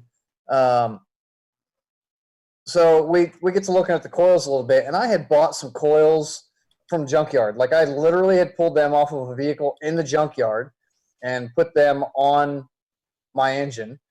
And we got to looking at them closer, and Mark goes, I think these are Chinese coils. And sure enough, we do a little more digging, and they are definitely not GM OEM coils. They're definitely some junk coils at that point. And so I called dealership, and we ran up and picked up a set of coils to make sure we had some genuine GM coils, right? And came back and popped it all on. Everything was fine after that. But it was interesting that I found, out of dumb luck, I pulled some coils from the junkyard, and they just happened to be Chinese coils. And all 8 of them all had the wrong numbers on them and the wrong stampings. Like, they were very obviously fakes. And I think my guess is that they were fairly new looking, and Scott opened the hood and went, "Ooh, look at these new coils," and just pulled them all. That would be my shop guess. Was shotgunning parts of the truck to try to fix it or something. Yeah. Yep. Yeah. So I've actually seen that a couple times, the timing scatter on a coil. There are 2 sides of it I've seen. Some R35 and R8 coils are so the GTR coils and the R8 coils, real common in coil and plug applications. I've had this on a Skyline and a Supra that we're headed to the dyno with tomorrow, that I cannot get stable timing with even decent lights on the coil themselves, that it always seems like it's getting timing scatter. We have a couple leads we make where we literally pull the coil off, stick a spark plug wire in one end, run that to the coil, and check that. And one thing to always tell guys is, don't just check your timing at idle. Rev the engine up and make sure it doesn't move. Because if I just done, actually one vehicle the Skyline made 160 horsepower on the dyno with boost spike, going to 20 psi, because that was so bad. That timing, when I actually put it the other way and timed it properly, made sure it stayed still, it turns off our timing is off over 25 degrees. So it was running like 0 degrees of timing. Once we replaced those coils, like, everything lined up perfectly. It was smooth, it was nice, and everything revved nicer all of a sudden. Like, suddenly the problems we were having, like trying to figure out why this thing is acting funny and running rough, all went away immediately when we replaced the coils. So it was a real simple fix, which is nice. Sometimes you find the thing right away like that, which was nice. So we went through and did a little bit of just some base idle tuning, nothing crazy. And, we played with the throttle. I have a Sniper 105 millimeter throttle body in the car, and they're an okay throttle body. There's nothing spectacular about them. But one of the problems that they have that I know about is that if you need to open the throttle blade a long ways, the edge of where that throttle screw is at is rounded, and it happens to line up where it's kind of on the edge and you're almost falling off. So you get to a point where you're no longer opening the blade, even though you're pushing the screw further, because it pushes off the edge of the thing. And so you just have to know that you have to correct it in other ways. Like it's part of the reason why you can drill a throttle body if necessary. There are reasons to do it. And that's where you keep that screw in an operating range that works. We did a little bit of adjusting, get the idle kind of in a starting point for that. We had a few other little troubleshooting things we had to do. Nothing crazy. I found one of my exhaust pressure sensors wasn't working correctly. And so I was seeing, I have individual wide bands on every cylinder. And I saw that one bank was working and one wasn't. And I couldn't figure out why it was reading errors and having problems. And it turned out to be just a bad sensor. I unplugged the bad sensor and it came on and worked. So I unplugged both sensors for the dyno. And we spent most of the day just going over everything a little bit at a time. Hey, what are we missing here? What's the next thing that we need to look at? And just kind of checked over everything. And I will say on our parts run, Scott took me to a restaurant called the Cornish Pasty. And first of all, I'm going to say, if you're ever going to Vegas, message Scott and ask where to eat at, because Scott knows. But we went to the Cornish Pasty, and Scott had told me about this place when he was in Fargo, and it's an old miner's meal. And what it is it's some sort of a crust where the ends of it are wrapped into a twisted, like almost like a handle. Although here at this restaurant they were folded on the top, but the miners would hold it by the handles and eat the center, and then they'd throw the handles on the ground, and that way the arsenic that was on their hands wouldn't get them sick. It would also kill the rats when the rats would eat the toss off. So it was a win-win. But Scott took me to the Cornish Pasty, best French fries I've ever had in my life, and I had the French fries there are amazing. Yeah, and then and the pasty itself was amazing. But that was like the highlight of maintenance day, because the rest of it was all just standard maintenance. And we went through the valve train and checked the valve train over and things like that. And got the car ready we got all the tools and everything ready to be loaded on the trailer in the morning to go to the dyno. I think that pretty much takes us through Thursday, right? Yeah, we were that was pretty much end of the day, ready to go. We went and picked up the trailer and just kind of parked it because I don't really have that much driveway space, and I wasn't about to load up the car and leave it outside overnight. I don't feel that I'm in a bad neighborhood, but the neighbors had somebody messing with their truck, and literally a neighbor across the street had some golf clubs stolen out of his car because they were sitting in a visible spot and somebody decided to be a jerk. And so I just didn't want to leave the race car out overnight. So we went to, we watched a little TV and went to bed and got up early in the morning ready to go to the dyno, loaded the car up, and did something that most people don't think about. Make sure if you're traveling with your car on a trailer and there's airflow gone past your turbos and your exhaust, tape that stuff up. You can blow up a turbo just because it's spinning and there's no oil flow going on. It doesn't have to be driven by exhaust. It could literally be just ambient airflow as you're going down the road, especially if you have a front mount turbo in a car and it's, on an open trailer, you're just spinning that turbo the whole time you're going down the road with no oil. So just be aware of that. But we went, taped everything up, got everything strapped down, showed up at the dyno, fired it up, drove it off the trailer, got it most of the way into the shop, and backed it up to the dyno ready to go. We took with us pretty full complement of tools of our own just to make sure we had everything so we wouldn't have to bother anybody at the shop. Revolution Street Cars here in Vegas is the shop we went to. They've got a Dynojet 224 with the eddy brake on it. Pretty new, and it's the dual eddy brake, and it's spectacular at holding a load. You can put a car on there and just lock it into whatever you want it to do. It's really, really solid. And because my engine is so new, I did some break-in stuff, right? Like you don't want to just nobody wants to just flog on it immediately. You want to make sure things are kind of right and in the ballpark and things are good. So I did a little part throttle tuning and kind of give it a little bit of throttle and go up into the RPM and then let it coast back down, suck all the garbage off the walls. And you go into it again, just trying to get the rings to seat, you know. And when we pulled in, it was brand new. I had literally idle time on it, and that's it. And so what's the name of Frank's shop? Nothing is seated. Revolution Street Cars. Got it. Frank is awesome. Yep, so, sorry, I stepped out for a minute. Yeah, they were nice. And so it's puffing a little bit because nothing's broken, nothing's seated. But after literally just a few minutes of driving into it nice and hard and getting up high in the RPM and then letting it coast down, the rings kind of do their thing and it seals up. And then the coast down helps so much, especially on his dyno. He's got eddies and inertia. Yeah. Yep. That'll seat the rings. 2 or 3 of those will seat the rings quick.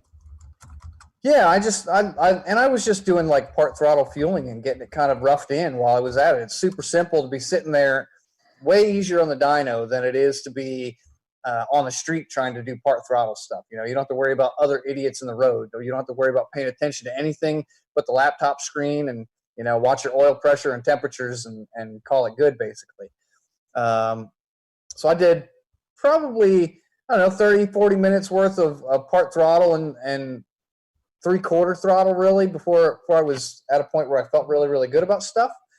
We took a little pause, let it cool down, did some double checks on some things, and I just, you know, made the first pull basically, for lack of a better way of putting it, on motor. I mean, it's a 2 pound, it made 1.7 pounds on the wastegate. Like I have a really, really light spring in it, and it made 630 horsepower on just nothing. To the tire, through the drivetrain on the dyno.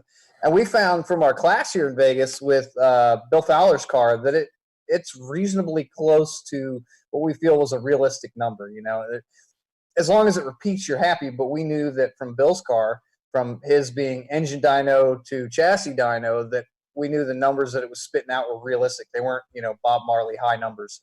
So it made it reassuring that we were in the right ballpark and it would be good for the numbers that we were seeing. And then we, you know, do a few more pulls, verify fluids are good, verify it matches, did another pull, it matched.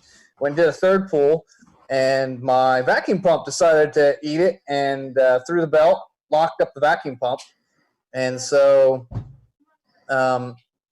we stopped. I was about halfway through the pull when it happened, and I see the belt go, right? You let out, you stop, you figure out what's going on. We determined that the vacuum pump just ate itself. Like literally all 3 vanes inside of the thing just exploded, completely gone, destroyed. Like I pulled it apart the other day. And I mean, there was no love lost, right? That thing had a million miles on it already. No. Right. It's been through like 4 different iterations of an LS motor plus this one. It had 15,000 miles on it, lots of street time on it. I mean, it's served well. It's not like it was brand new. It's an old vacuum pump, and rebuild kits are cheap anyways for them. And there's nothing that's connected to it in a way that it can take trash back into the motor. It's all external. It's pulling things out of the motor, throwing it to a catch can. So, and nothing goes back to the motor from it. So I don't have to worry about it. It's just, you know, oops, broke a belt, broke a pump, got to deal with it. And we got it all sorted out and decided to make another pull just to see the difference. And a pull at no boost, 1.7 pounds, lost 35 horsepower off of just the vacuum pump. Well, I think it was at that point that we went through all the valve train, wasn't it?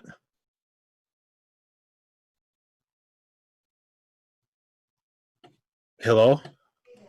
Yeah, sorry. Oh. Stop for a second. Yeah, Dahaka Loogie. He hits his mute button. Oh, but at that point we went through all the valve train because we wanted to make sure that everything was good there. Yeah, and we just went through and did a double check, did a valve lash, make sure everything was happy. You know, it got heat in the engine. Everything was pretty much spot on, no big deal. Took us a little time to do that. Got done, and then said, "Hey, let's fire things up and make some boost and see what happens with it." And so, I went to go put boost on the dome, and it wasn't responding. I couldn't figure out what was going on. I ended up having to call up Nick from Emtron to help because I didn't know what was going on. I couldn't figure out. I command it, but it wouldn't show up, and I couldn't figure out why I wasn't able to get it to make boost. And he started looking at it, and he found some little software bug. It was something that happened with an update. It wasn't anything major. It was an easy thing to fix, but we took probably, I don't know, maybe an hour troubleshooting and trying to figure out why it wouldn't actually command the boost I was trying to command. Once we got it to do something, we started making some pulls, put 5 pounds on the gate, it makes 3 or 4 pounds of boost. Put another 5 pounds on the gate and it jumps up to 7. Put another 5 pounds on the gate, it jumps up to 10. It's being pretty easy, pretty consistent. And I made during this process, as things are getting hot, we're just kind of checking everything. We found a little water leak, nothing major. I have a sight glass in the side of my coolant overflow tank, and when it's cold, the tubing I'm using is fairly solid, and it doesn't feel soft at all. Like it doesn't feel like it's going to turn into a wet noodle when it gets hot. And the heat from the coolant was hot enough that it made it loosen up a little bit and was squirting a little bit of water out. And so we just had to find a couple zip ties and put them on it just to hold it temporarily so we weren't leaking water everywhere. And then I made another pull, 13 PSI. It made 1,300 horsepower. And I don't know, I felt pretty good about it. We were pulling through most of the pulls we were doing, 65, 72, 78. And then the last pull was 8,200, and it looked like it was still wanting to keep climbing. Like the graph on the dyno was still going up. So I felt like it was doing pretty good. The torque was just carrying flat, clean out. And we were running into a problem with my converter. My converter came out of the old setup with the LS engine, and it was great for that. And it worked awesome with that engine, but this is a big block, and it has a whole different set of rules and a whole different set of torque that's happening.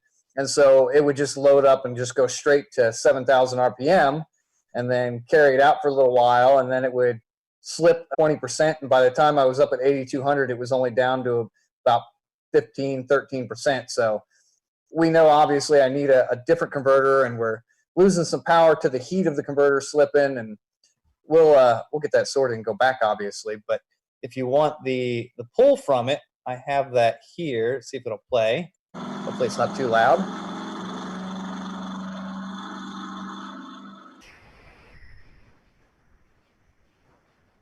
Hopefully it's loud enough to pick up to see it.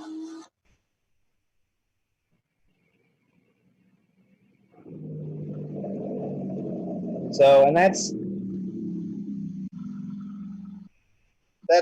8,200 RPM there. Like I said, 13 PSI. And I was able to load the dyno up pretty good. There's, it doesn't look like it's doing anything, but that was about 25% load on the dyno there. And that's enough to give it about a 6-second pull from the time I put my foot down to the time it finished the pull.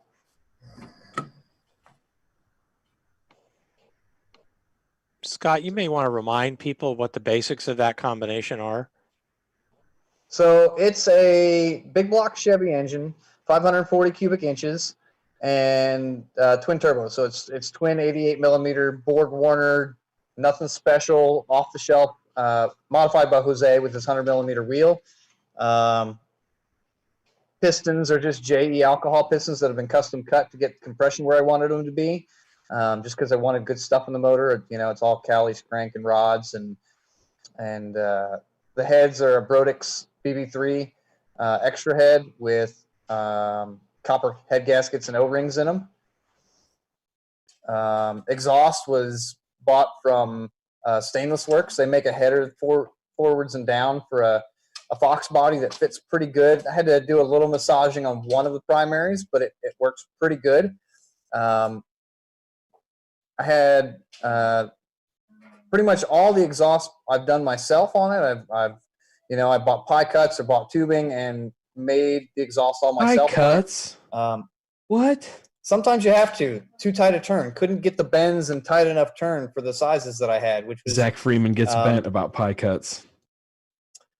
Yeah, sometimes you have to. There's about 84 miles of weld in the car. There's a lot. It was time. a lot of stuff to make this happen. I mean, I built this myself in my garage. This is definitely built, not bought. 100% of it built by me. You know, I didn't have an engine shop build it. I built it on a stand in my garage. I had about the only thing that wasn't built in my garage was the roll cage. Was done with a buddy of mine in Louisiana. Helped me put that in.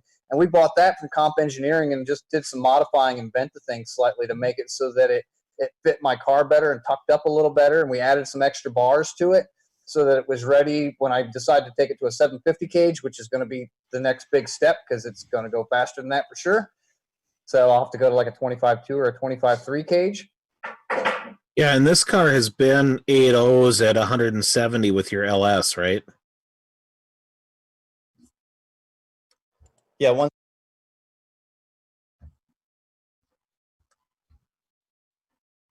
What happened? We lose him? Sorry, had a little cough in there. Sorry. Drink went down the wrong tube. Oops. But now you got to give a speech. Yeah. No pressure. So there's only like 100 people listening. yeah. So what was the last question? I just said that we've been 8.0 at like 170 plus. Oh With yeah. the LS. Yeah. The LS motor that was in the car previously was just 400 cubic inch LS. With twin 66s, and it was 8.0 172. So I know the car's capable of going fast. It's not going to be a problem. It's just I'll have to do a little bit of slight changes to shocks and maybe where the bars sit because I got a little different weight distribution now. I didn't end up too bad. I got to say I'm like 3360 or 36. I don't remember what it was. It wasn't a whole lot more. It was only like another 150 pounds more than what it was with the LS total. So I don't really feel too bad about the weight of it. Now I have a little bit more weight up in the front of the car, which will help a little bit for where it was at. It was a little bit, it wanted to wheelie a little, you know, and not a lot you can do without being able to move weight around, but it wanted a little bit more weight in the nose before, and now I have that weight in the nose. So in the car is an Emtron ECU. It's the KV8. And then I've got, I like analog gauges because needles are really easy for your brain to recognize.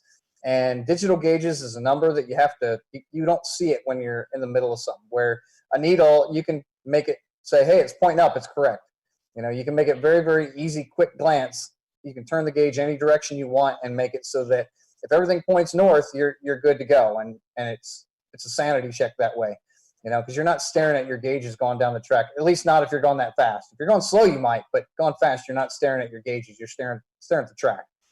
And so I like analog gauges in it, but I have a CD7, AEM CD7 in the car that's just there to be my extra stuff. It's more of a sanity check, pre-check in the lanes, staging. It's the things I look at before I actually make a pass, just to know that it's safe to make a pass. You know, obviously, if I look over and I see something's way out of whack and there's a bright red light flashing, I'm not making a pass. But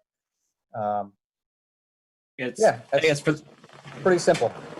For those guys running digital dashes, just think about that because you can do needle sweeps or even bar gauges, but just make sure that you understand all the options because you can make like the AEM, you can make that needle change color, you can make the bar graph change color. So if anything is out of whack or outside of normal, you can see it really quickly rather than having to read a number. Because I see a lot of guys do that, just numbers everywhere. I'm like, I can't see this with the helmet on. Yep, and on the dyno, something I did, which I advise everybody does, we took extra fire extinguishers. When we got there, we asked where their in-house fire extinguishers were. We asked what type they were, so we knew which ones to grab in which situations. Right, they had CO2 and the powder stuff.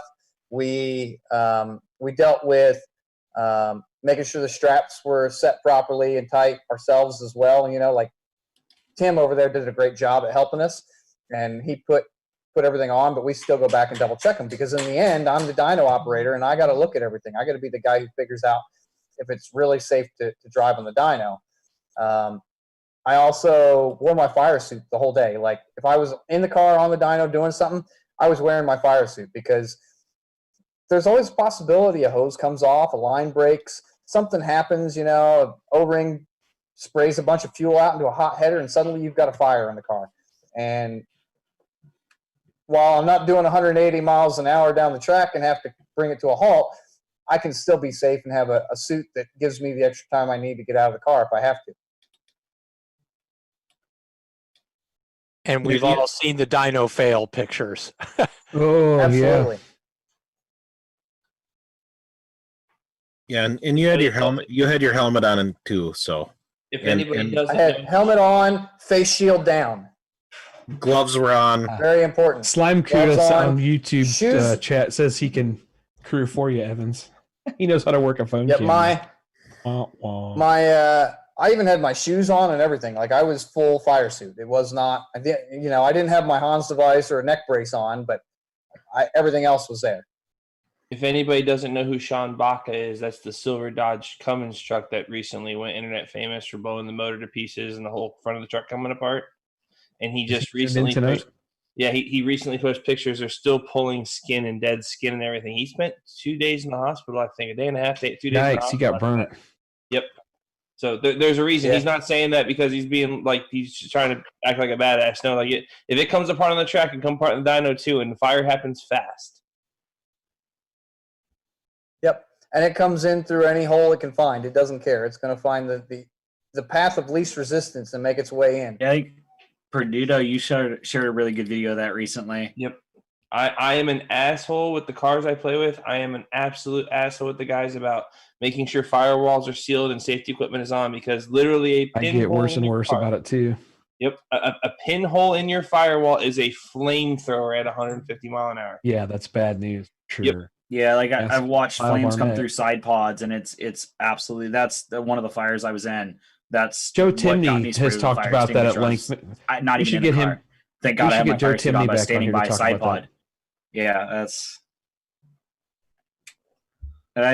that's fire suppression systems are so cheap these days that not having them is silly. I got to echo that with Brian, even though I haven't bought mine yet. So I've got to, hold up my hand as being that dummy. But it's on the short list for stuff we're going to do before next season for that exact same reason. And of course, when we're sitting on the dyno, what do we have in front of the car? Big giant fans. So if anything comes out of the front of the car, it's going to get blown all over hell in creation. Well, and the thing people don't think about, especially going down track, you're pressurized under hood. I understand you got the front end sealed off. Some people do, but for the most part, your under hood's pressurized, man. Like anything that happens on engine bay, it's coming in the car with everything it's got.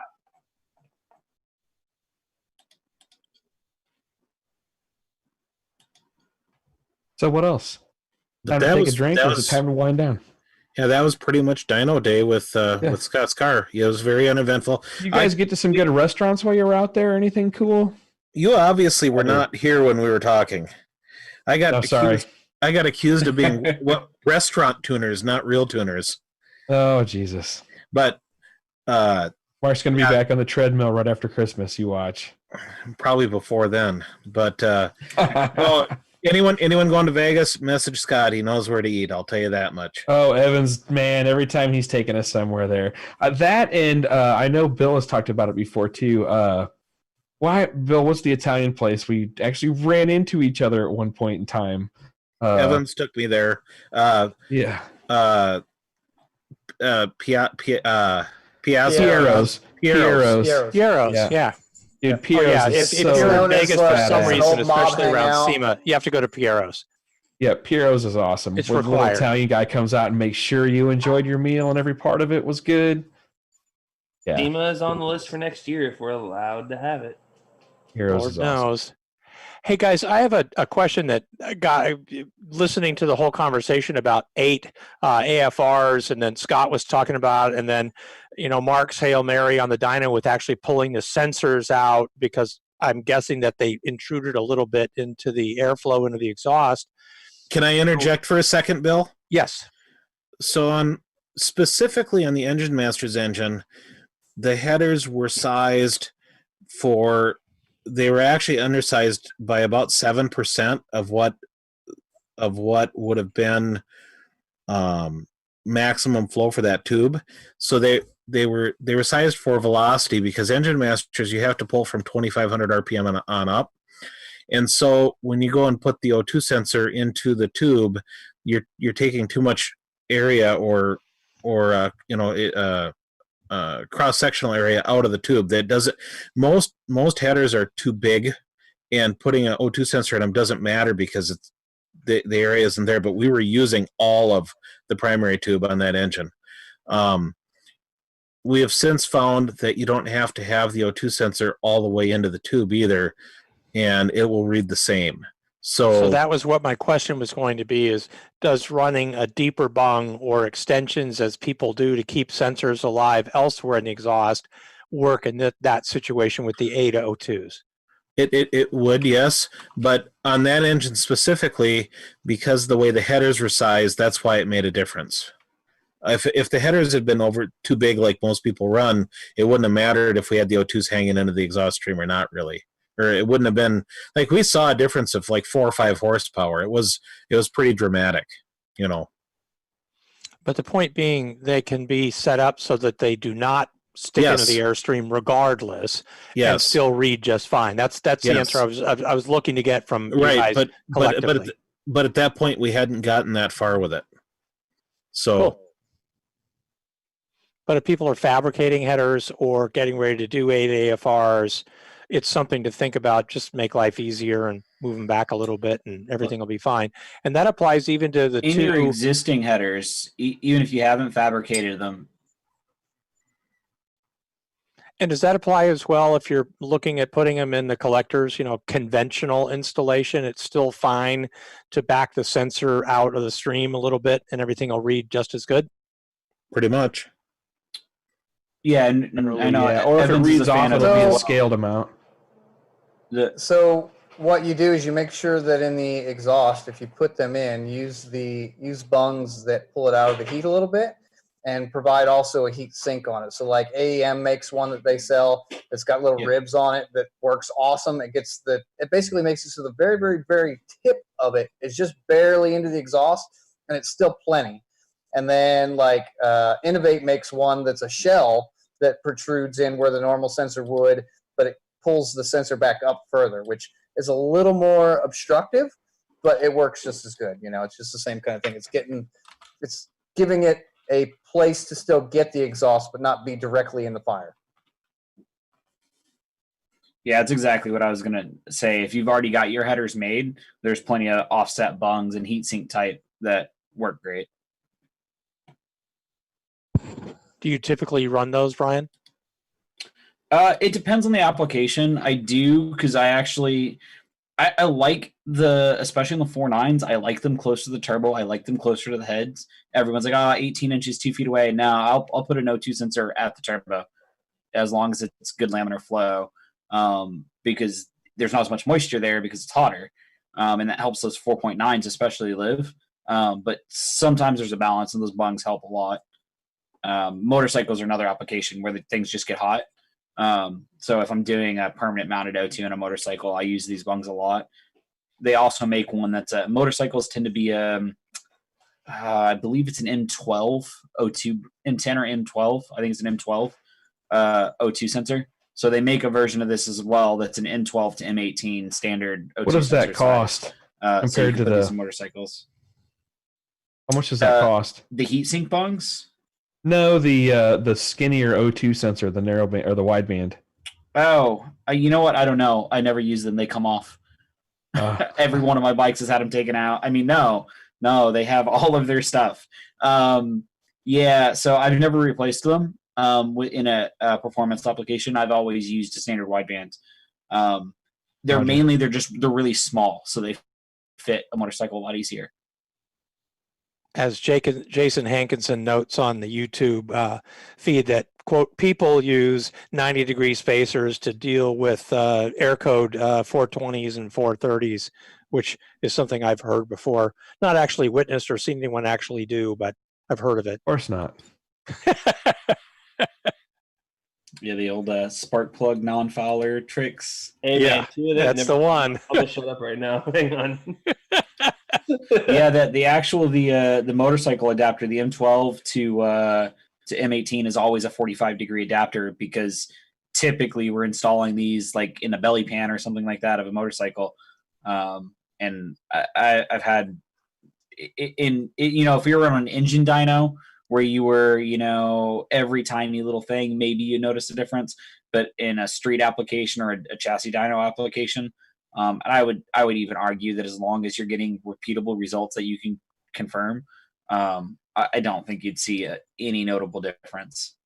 So, just out of curiosity for the listeners, how many of you guys would be interested in having a motorcycle guy on here? I'm working on a project with Shane Stubbs, doing a tuning project. I'm going to help him. Actually, I should give that guy. Well, he's a badass tuner himself, but we're doing a max ECU on a bike that's pretty interesting for Bonneville this year. Was he the land speed guy that was at the spaceport? Yes, he was. Yes, you did meet him at the spaceport. You might not have met him. I didn't actually talk to him personally, but we talked to Phil. But he was dodging puddles on that last day. His tuner on that project was Phil Koch, who was a good buddy of mine, and he a Motec guy, and he was there, and we went up and talked to him a little bit, but we didn't have much time, obviously, with Dan's project going the way it was. But no, anyway, so we could get Shane on here. Like I do this, we have a bi-weekly Zoom meeting, and it's early in the mornings for us, even earlier for Shane. But he's like Sergeant Stubbs, right? He's like a hardcore ex-military, jumped out of airplanes and crazy shit. Super awesome guy, just really focused about everything. And I thought he would be cool to get on here. I don't know if people are, I'm going to post up if you think it would be cool to talk to Shane Stubbs. He holds a number of land speed records on a variety of different configurations of bikes. Bonneville records as well, and then also like drag racing and road racing stuff. He's just generally an awesome jockey, and Stubbs Total Performance, like he builds engines and bikes and all kinds of stuff. Like he knows to tune the whole package. I just thought maybe one night it would be cool to have something different and get a bike guy on here. And I just knowing him, he gives me enough shit on our bi-weekly conference calls that he owes me. I'll get him on here. He's a funny guy. He's really cool, but super intense. Like Keith Turk with a turbo. Intense. Anyway, that's what I was thinking. Okay, that's some positive feedback. Sounds about right. Okay, we'll get him on here. So what else, guys? 10 minutes before it's been 2 hours. Shit, we could wrap it up if you need to.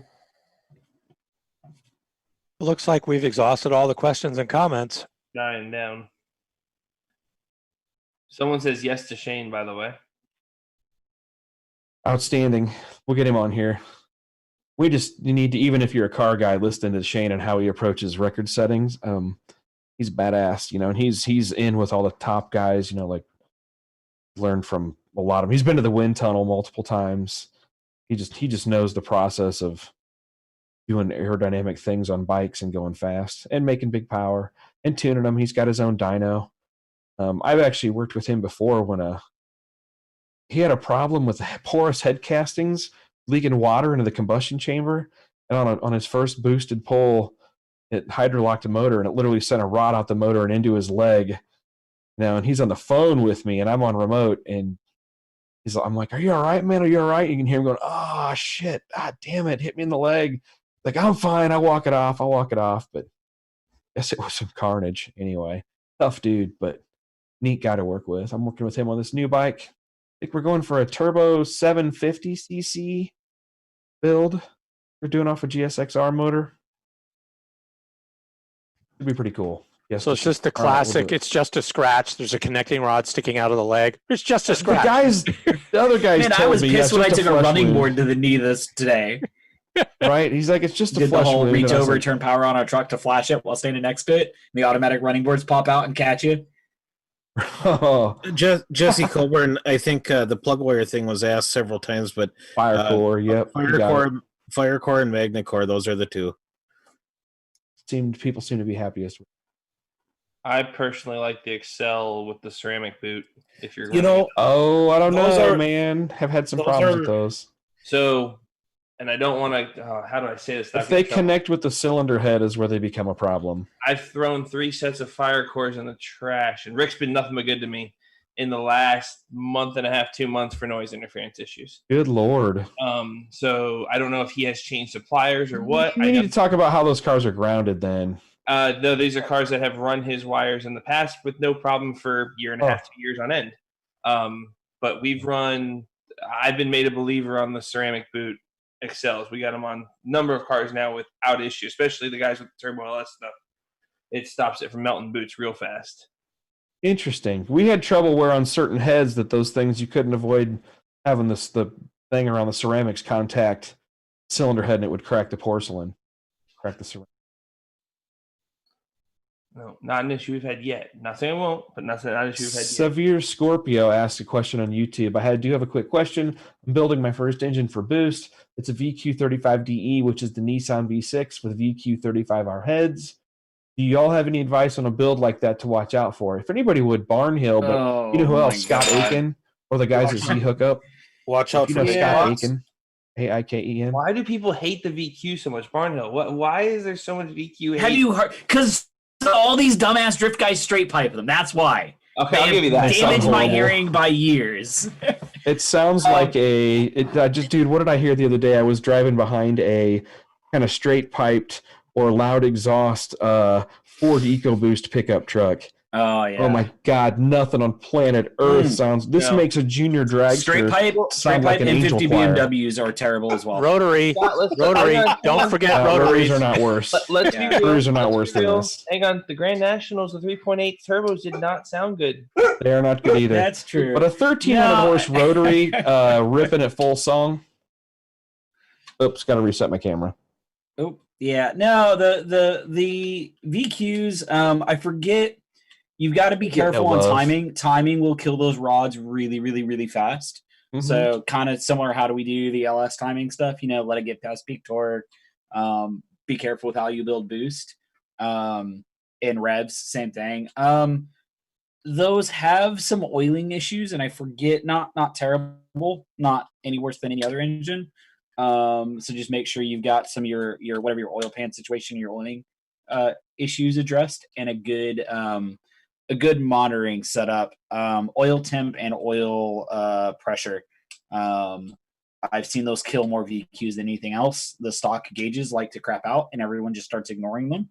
And then you wind up, sending it on a engine with either way too hot oil temperature or no pressure. Those are usually the big ones. For the most part, those are okay. I think it's somewhere in the 400 horsepower range where you start running into rods on those, but I would have to, it's been a while. All of the big, we have a 900 horsepower VQ car that the guys at the shop built.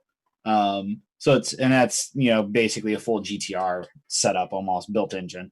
So you can make big power out of them. Cooling becomes, as power goes up, they're difficult to cool, especially in those chassis, because if you've got AC and all that. So just address your cooling, both oil and coolant.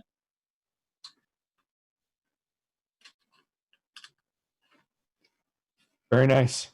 No, yeah, I think it's the VGs. What's the one in the mid 90s, the Z32 chassis? What engine was that? The VG? Yeah, so I think half my hate for the VQ is that it's carryover hate from the VG.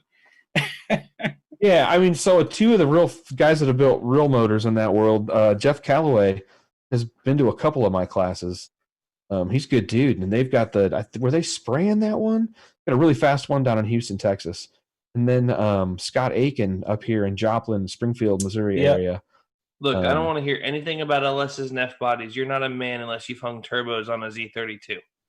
I've done it. That's you why I have hate girl them. arms and hands is the difference. Dude, just take the damn engine out. You all missed my comment when he said, "Is there anything to watch out for with a VQ?" And I said, "Yeah, big blocks." Daniel Hayes says, "Do not speak ill of rotaries." I'm with you, brother. Spanky, dude, I agree, man. A 1300 horse rotary is a great thing.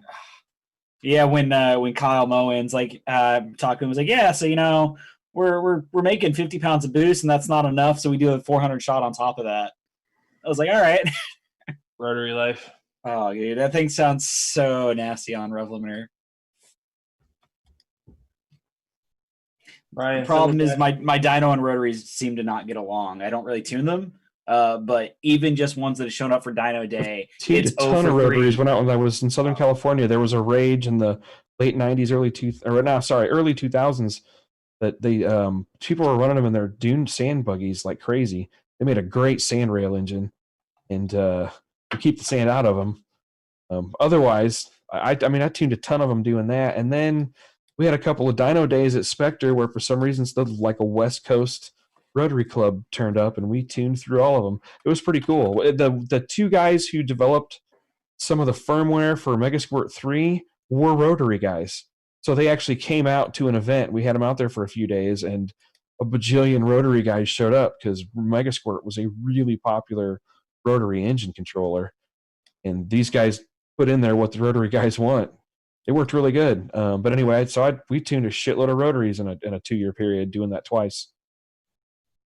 Brian, someone's asking you SL4 or KV8 Rev 1, which is more capable aside from IO differences? So I'm gonna be honest, the Rev 1 shit, that's a Nick question. The KV8 Rev 1s, honestly, I would ask why you're looking at a Rev 1. There's enough hardware changes and other stuff. You're not going to get the firmware updates. I would go for. It's really hard for me to justify an SL4 unless it's something really basic. If it's something you want more than just controlling the engine, and you get really good control by the SL4, but everyone says other than IO difference, but IO to me in a standalone is one of the biggest things. There's a lot of ECUs, and I hate that because on the other side there's a lot of ECUs that get bought just because they have IO. But running out of IO is one of the most frustrating things. And we frequently run KV8s out of IO even. Now, given we're pretty overkill in sensors a lot of times, fuel pressure, fuel temp, oil pressure, oil temp, coolant pressure, coolant temp, it adds up real fast. But I wouldn't go looking at a Rev 1 unless the deal is so good on it. The KV8 Rev 1 would still, I think, be more capable. All the functions are the same in both. You just get some of the IO gives you more flexibility, which is just going to give you more capability in the KV8 and the built-in Lambda.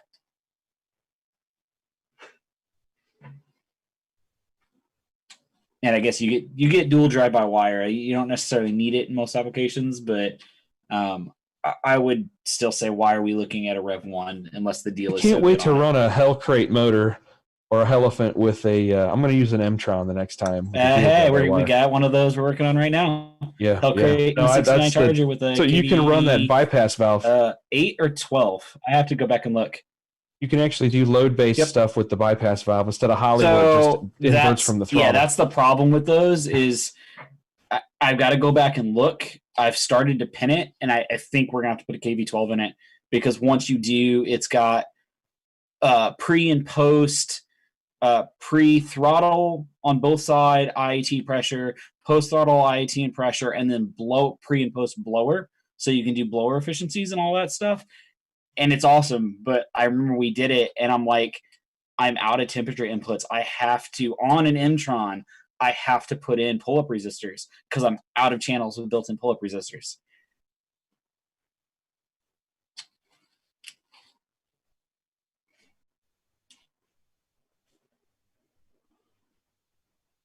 Oh, we're getting quiet now. Everybody take a drink. About time to wind down anyway. Look at that. Look at the time. Oh, my. It is that time. All right. Anybody else? Questions? See here. All right. I think that covers it. Thanks everybody for tuning in tonight. Whew. Good night. That went fast. Thanks, Evans, and all you guys putting out good tech tonight. That was cool. So anyway, yeah, Jesse Coburn, what's up, man? Yeah, we'll have to catch up. We need to catch up with Jesse. All right, cool. Well, shit, getting tired. Wind it down. Jason, take us out, Mr. Producer Guy. Over there in the corner. He's wide awake and on point. Hopefully everybody likes our graphics. Change it up a little bit. We're going to change up the intro a little bit, shorten that a little. It's beautiful. And we have a producer. Oh, my God. I know, right? Producer, engineer. Careful, we'll lose the audio. You bragged up on him twice.